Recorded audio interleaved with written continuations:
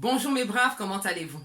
Pour cette première de la rubrique Intégration réussie, nous allons parler des sans-papiers, donc de migration. Un sans-papier, c'est une personne qui vit dans un pays autre que le sien sans autorisation de séjour, donc sans-papier. Le nombre de sans-papiers est croissant d'année en année et en France, en début d'année, on en dénombrait un peu plus de 400 000. 400 000, c'est le chiffre officiel, mais il y en a certainement beaucoup plus. Les causes des migrations sont multiples. En ce qui concerne les sans-papiers, certains partent à la découverte du monde, donc pour voir ailleurs que chez eux. D'autres partent en raison des circonstances socio-politiques, pour fuir les guerres, les conflits ethniques, religieux et culturels par exemple. Dans ce cas, certains obtiennent souvent le statut de réfugié ou de demandeur d'asile.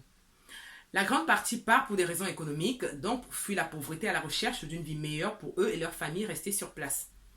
Pour ces derniers dont je faisais partie, on part souvent très motivé en ignorant totalement ce qui nous attend sur place. Une fois arrivé, on se heurte à la réalité d'un sans-papier et à ce que cela implique.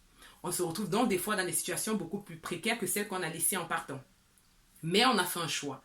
On est déjà là.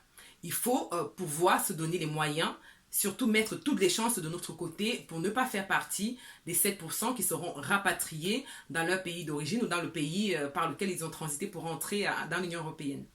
Pour cela, il faut pouvoir s'adapter, mais surtout réussir son intégration dans ce nouvel environnement. À partir de jeudi, donc, je partagerai avec vous, à travers mon expérience et mon vécu, quelques clés d'une intégration réussie dans un nouvel environnement quand on est sans papier et pas que.